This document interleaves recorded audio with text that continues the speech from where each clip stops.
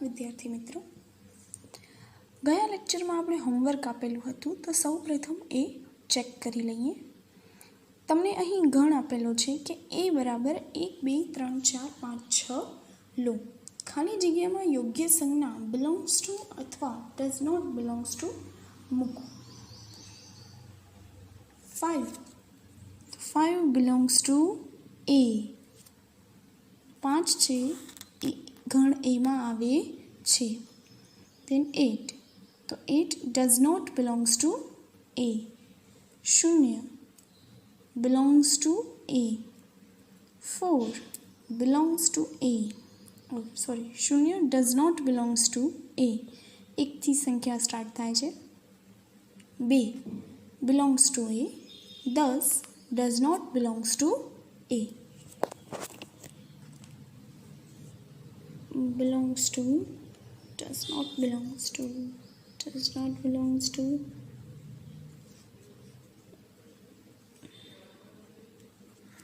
okay. Then નીચેના ગણોની યાદીની રીતે લખો। પહેલું તમને જે આપેલું છે એ કે x કે જ્યાં x એ પૂર્ણાંક છે અને -3 less than x less than 7। હવે less than or equal to આપેલું હોત તો આપણે એમાં 3 અને 7નો ઉકેલ સમાવેશ કરત, પણ આપણને માત્ર ને માત્ર -3 થી મોટા અને 7 થી નાના એવું કહ્યું છે। તો આ ગણની અંદરના સભ્યો આવશે -2 -1 0 1 2 3 4 5 અને 6। चलो बी के x के ज्यां x ए 6 करता नानी प्राकृतिक संख्या छे। 6 करता नानी प्राकृतिक संख्या ले शुरुआत थशे 1 थी। 1 2 3 4 અને 5।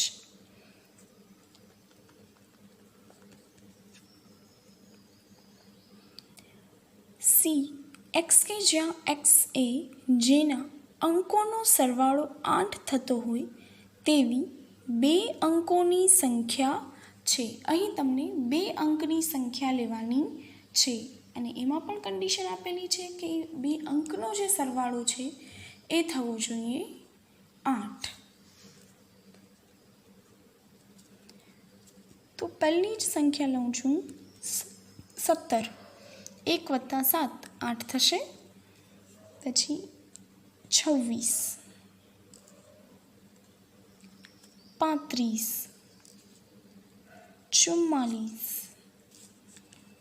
53 62 71। બસ પૂરું અહીંયા સુધી? તો ના, 80 8 + 0।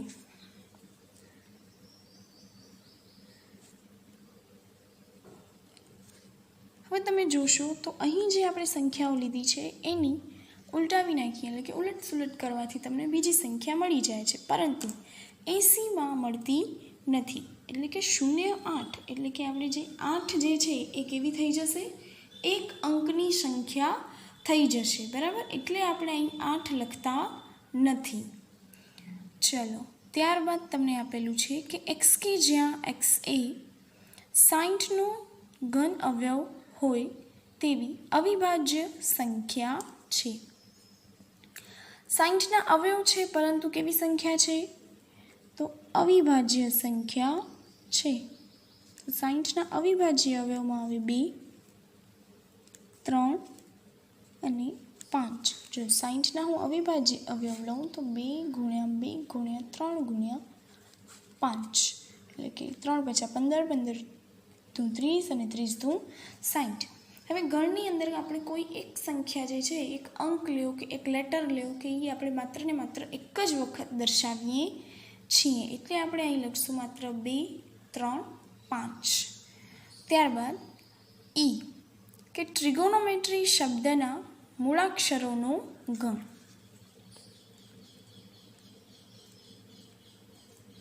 તો T R I G O N, ओ नहीं आवे, ओ आवी गयुं। M E T R અને પછી આવશે Y. બરાબર, ટી અને આર છે એ પહેલાં આવી ગયા છે. ત્યારબાદ છઠ્ઠું એફ. બેટર શબ્દના મૂળાક્ષરોનો ગણ. તો બી ઈ ટી આર. બરાબર, ઈ અને ટી બે વખત આવે છે, તો આપણે અહીં લઈશું માત્ર ને માત્ર એક જ વાર. ચાલો હવે આગળ ભણીએ. સ્વાધ્યાય આપણું કન્ટિન્યુ છે. તો દાખલા નંબર 4, ગુણધર્મની રીતે લખો. તમને નીચેના ગણો આપેલા છે, એટલે કે અમુક ગણ આપેલા છે જેને તમારે ગુણધર્મની રીતે લખવાના છે. એમાં પહેલું આપેલું છે 3, 6, 9, 12. 3, 6, 9, 12. તો એ 3ના ગુણિત દેખાય છે.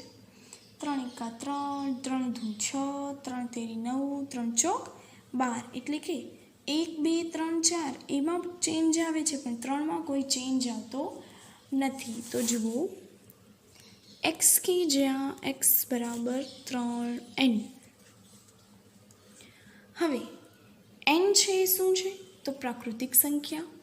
એટલે આપણે લખીશું કે n belongs to capital N. તેની સાથે આપણે n છે એ કઈ લેવાનું? તો 1, 2, 3 અને 4.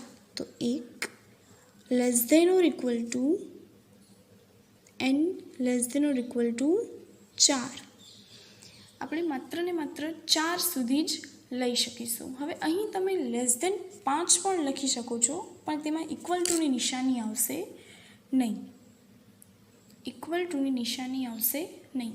એ જ રીતે તમને બીજી ભાષામાં લખવું હોય તો આમ લખી શકો કે x કે જ્યાં x એ 3નો ગુણિત છે. 3નો ગુણિત છે અને n belongs to capital N. અને n જે છે એ ક્યાં સુધી આવશે? 4 સુધી. બરાબર, એ મેન્શન કરવું પડે. એ મેન્શન કરવા માટે જ આપણે ગણિતની ભાષા, ગાણિતિક ભાષામાં લખીએ છીએ. બરાબર, ચાલો ત્યાર પછી તમને આપેલું છે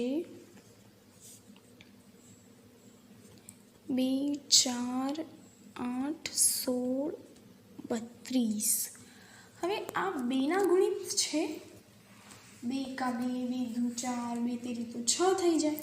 એટલે કે આ 2ના ગુણિત તો આપેલા નથી, પરંતુ આ તમને આપેલું છે 2ની 1 ઘાત એટલે 2, 2ની 2 ઘાત 4, 2ની 3 ઘાત 8, 2ની 4 ઘાત 16 અને 2ની 5 ઘાત 32. બરાબર, તો 2ની ઘાત બદલાય છે, આધાર બદલાતો નથી. તો હવે આવશે કે x કે જ્યાં x બરાબર 2ની n ઘાત. Same n belongs to capital N અને 1 less than equal to n less than equal to 5. બરાબર,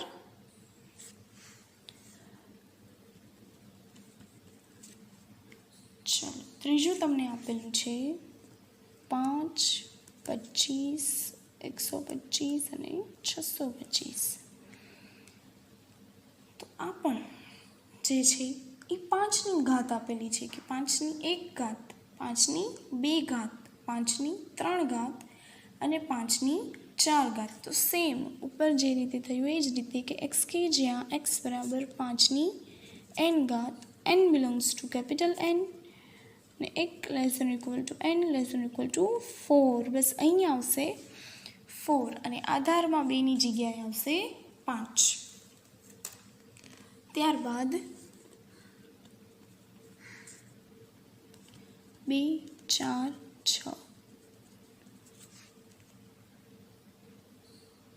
આ કેવી સંખ્યાઓ છે? અયુગ્મ પ્રાકૃતિક સંખ્યાઓ.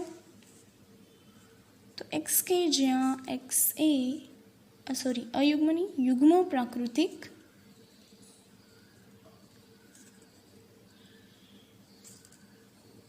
સંખ્યાઓ. ત્યારબાદ પાંચમું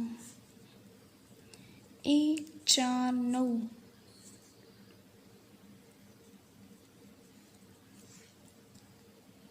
હવે અહીં તમને 1 થી 10 સંખ્યાનો વર્ગ આપેલો છે, એટલે કે આધાર બદલાય છે, ઘાત બદલાતી નથી. આધાર બદલાય છે, ઘાત બદલાતી નથી. તો x કે જ્યાં x બરાબર a નો વર્ગ, અહીંયા તમે n જ લખો, ચલો n નો વર્ગ, n belongs to capital N અને x less than equal to n less than equal to 10. n ની કિંમત છે તમે કઈ લેશો? 10 સુધી લઈ શકો છો. ચલો દાખલા નંબર 5, નીચેના ગણના બધા જ ઘટકો લખો.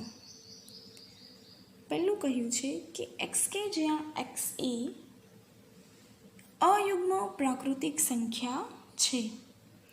અયુગ્મ પ્રાકૃતિક સંખ્યા આપણે લખવાની છે અને એ કોઈ શરત નથી આપી કે ક્યાં સુધી લખવાની છે, તો આપણે અનંત સુધી જ લખવાની રહેશે. તો એ બરાબર આપણને મળશે 1, 3, 5, 7 અનંત સુધી. બરાબર.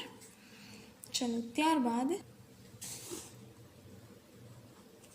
ગણ બી તમને એવું કહ્યું છે કે x કે જ્યાં x એ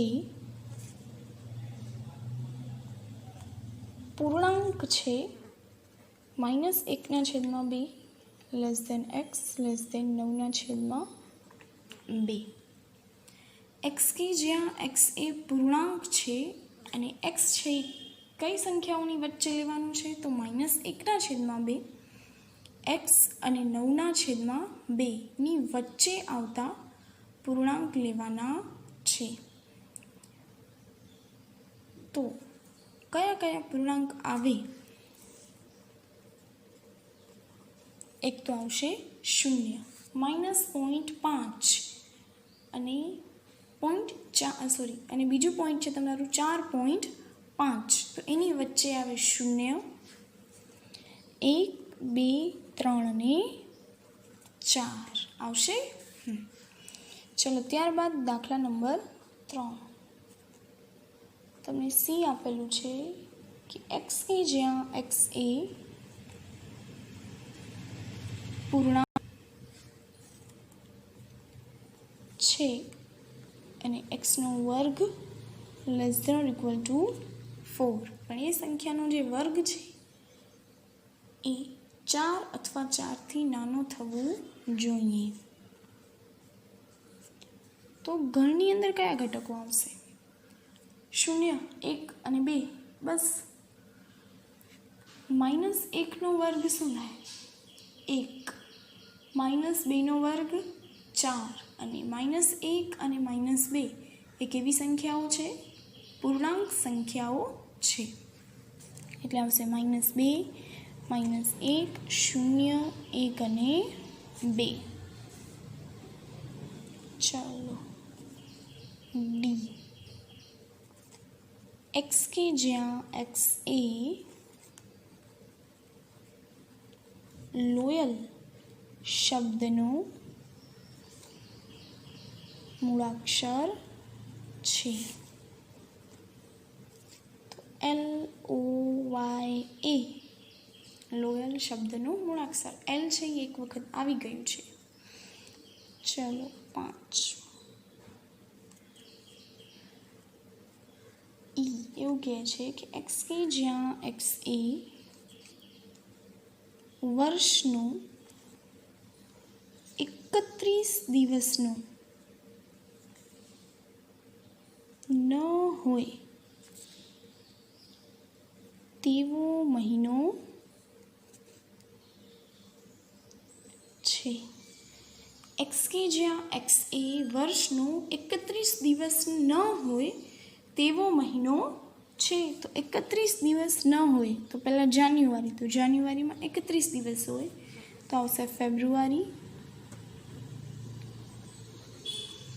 પછી માર્ચ નહીં, એપ્રિલ,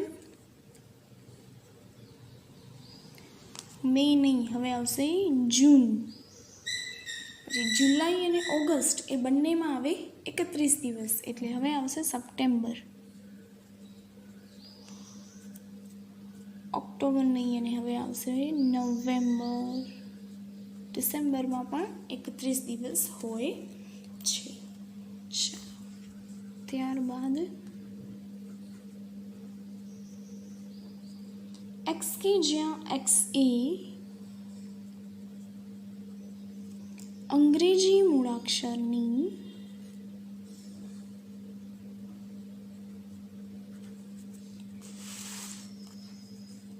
ક્રમાનુસાર યાદીમાં કે પહેલાનું વ્યંજન છે. એક્સ કે જ્યાં એક્સ એ અંગ્રેજી મૂળાક્ષરોની ક્રમાનુસાર યાદીમાં કે પહેલાંનું વ્યંજન છે. સ્વર નથી લેવાનું, કે પહેલાંના વ્યંજન લેવાના છે. તો એ છે સ્વર, એટલે આવશે બી, સી, ડી. ઈ નહીં આવે, એફ, જી, એચ, આઈ નહીં આવે અને હવે આવશે માત્ર જે. એ, ઈ, આઈ એ થઈ જશે સ્વર. આપણને લેવાના છે માત્ર ને માત્ર વ્યંજન. ચલો, હવે તમને અહીં જોડકા આપેલા છે કે ડાબી બાજુએ યાદીની રીતે દર્શાવેલ ગણોને જમણી બાજુએ તેના જ ગુણધર્મની રીતે દર્શાવેલા ગણો સાથે સંકળો. એક તમને આપેલું છે કે 1, 2, 3, 6. સામે આપેલું છે એક્સ કે જ્યાં, એટલે કે આખું જે છે એ આપેલું છે કે એક્સ કે જ્યાં એક્સ એ અવિભાજ્ય સંખ્યા છે અને 6નો અવયવ છે. ત્યારબાદ તમને આપેલા છે 2, 3 મેથેમેટિક્સનું જે વ્યંજન છે એ લખેલા છે. ત્યારબાદ મૂળાક્ષરો લખેલા છે. ત્યારબાદ 1, 3, 5, 7, 9 અને બીજી સાઈડ તમને મળેલું છે એક્સ કે જ્યાં એક્સ એ 10 કરતાં નાની અયુગ્મ પ્રાકૃતિક સંખ્યા છે. એક્સ કે જ્યાં એક્સ એ પ્રાકૃતિક સંખ્યા છે અને 6નો અવયવ છે. એક્સ કે જ્યાં એક્સ એ મેથેમેટિક્સ શબ્દના મૂળાક્ષર છે. હવે આ બધાને જોડવાના છે. તો ચલો, પહેલું જે છે 1, 2, 3 અને 6. તો એમાં આવશે એક્સ કે જ્યાં એક્સ એ પ્રાકૃતિક સંખ્યા છે અને 6નો અવયવ છે, એટલે કે 1ની સાથે આપણને મળે છે સી. ત્યારબાદ 2 અને 3. તો એ શું છે? એક્સ કે જ્યાં એક્સ એ અવિભાજ્ય સંખ્યા છે અને 6નો અવયવ છે. તો હા, 2 અને 3 એ અવિભાજ્ય સંખ્યા છે. જ્યારે 1, 2, 3, 6માં 1 અને 6 અવિભાજ્ય સંખ્યા નથી. 1 છે એ તટસ્થ સંખ્યા છે અને 6 છે એ વિભાજ્ય સંખ્યા છે. એટલે તમને બંનેમાં ફરક સમજમાં આવશે. ચલો, ત્યારબાદ ત્રીજું મેથેમેટિક્સ MATHE એમ આગળ આવી ગયો છે, એટલે કે ICS. તો એક્સ કે જ્યાં એક્સ એ મેથેમેટિક્સ શબ્દનો મૂળાક્ષર છે, એટલે આવશે ડી. ત્યારબાદ તમને કહ્યું છે 1, 3, 5, 7, 9. 1, 3, 5, 7, 9. તો એક્સ કે જ્યાં એક્સ એ 10 કરતાં નાની અયુગ્મ પ્રાકૃતિક સંખ્યા છે. એક્સ કે જ્યાં એક્સ એ 10 કરતાં નાની અયુગ્મ પ્રાકૃતિક સંખ્યા છે, એટલે કે 4 પાસે આપણને મળશે બી. અહીં આપણો સ્વાધ્યાય 1.1 પૂર્ણ થાય છે. ત્યારબાદ આપણને હવે ગણના અલગ અલગ પ્રકાર જોવાના છે કે ગણ કયા કયા પ્રકારના હોઈ શકે, અને એમની જે વ્યાખ્યાઓ જોવાની છે એ આપણે નેક્સ્ટ લેક્ચરમાં જોઈશું. આજનું હોમવર્કમાં આ જ સ્વાધ્યાય તમારી નોટમાં પૂર્ણ કરવાનો રહેશે. આ સ્વાધ્યાય તમારી નોટમાં પૂર્ણ કરવાનો રહેશે. તમારે એક મેથ્સની નોટ લઈ લેવાની